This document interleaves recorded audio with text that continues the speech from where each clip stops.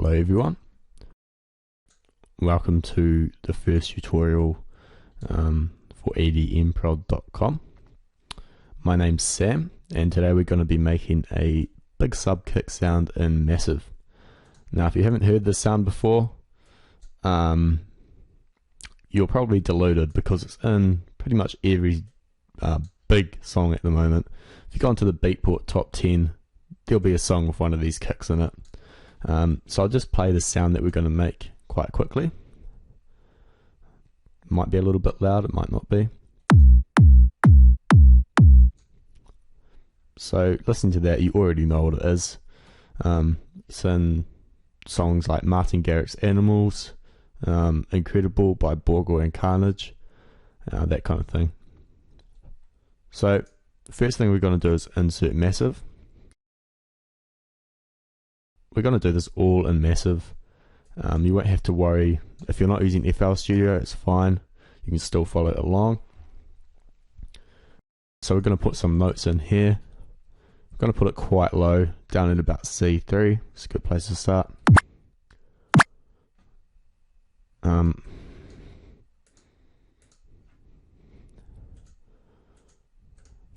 put it in the wrong one. So it's just a simple saw wave at the moment. We're going to change this oscillator to a growl 2 and turn the wavetable position all the way up. Next we're going to mute this amp modulation envelope. And before I get started into all this stuff, I have to say that I learned how to do this from another video tutorial. Not the sub kick, but some of the basic concepts in this video. So I'll link that in the description. So we mute this because we're not actually designing our kick with the envelope here. We're going to do it with the performer. You can do it here. I prefer to do it here. Okay, so once you've muted that, come down here to your performer, load curve, click this one here which is just a straight line, and start at 3 and just drag it all the way to there and pull it down on 1. For the second one here we're going to curve it up, so I'll grab this curve here and just pull it all the way up.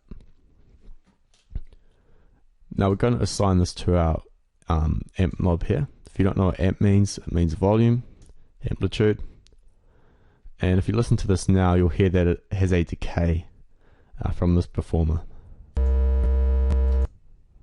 Well, it should. That's what you got to do. You got to turn this rate knob up a bit.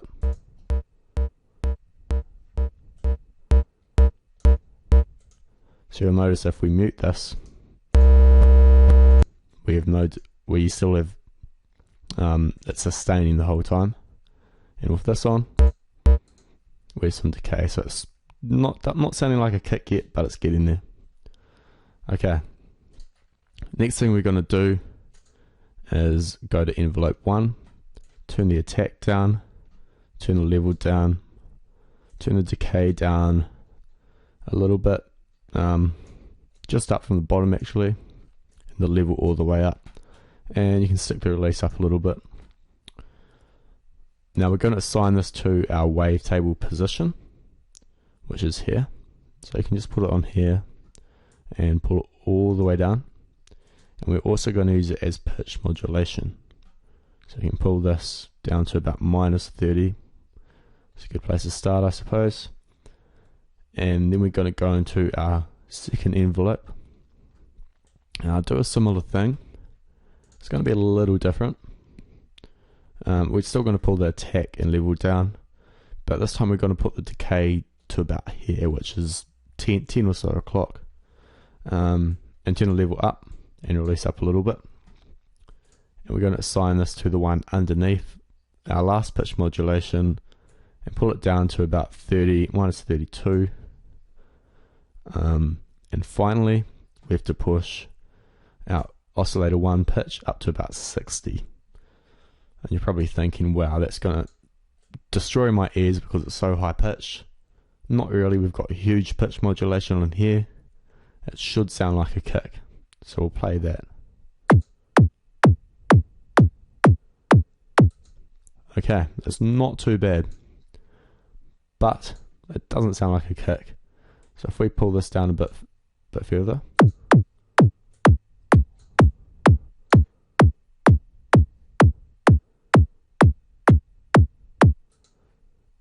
and we go into our Performer tab and turn the rate back a little bit.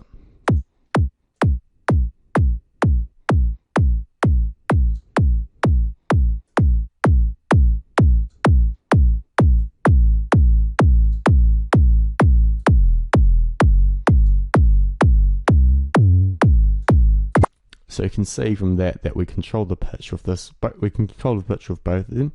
I prefer to use this one. And this knob here controls the length. So if we want a short kick, then we could put it here. And this part's about fine tuning. You don't want to pull the knob back so the kicks overlap. If you do that, you'll hear this ugly laser kind of sound. We really don't want that. So it's about fine tuning, finding the point where it just stops.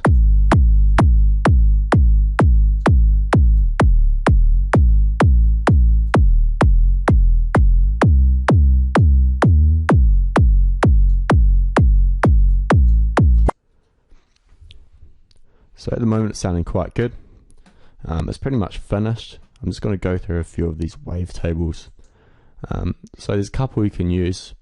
Smooth square will give you like a hard style type kick. Maybe not quite hard style, but a lot more distorted. I'll play that. And again, you can adjust the pitch. Don't worry about that laser thing. You won't hear it when you're using this pattern and arrangement. We can use sine square for a more smooth kick.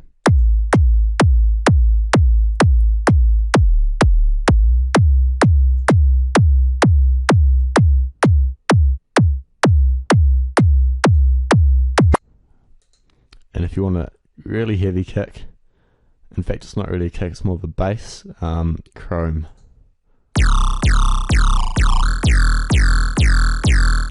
I wouldn't actually call that a kick, I just wanted to show you because it sounds cool. So that is the kick pretty much. We can do a bit of EQ to it, pull that down a bit and turn the highs up. But at its core, that is a big sub kick. Again, involves a bit of playing around, especially with the rate knob. But that's how you achieve it. That's how you do a big sub kick and massive. If you like this video, please subscribe, and if you have any questions, feel free to leave a comment below.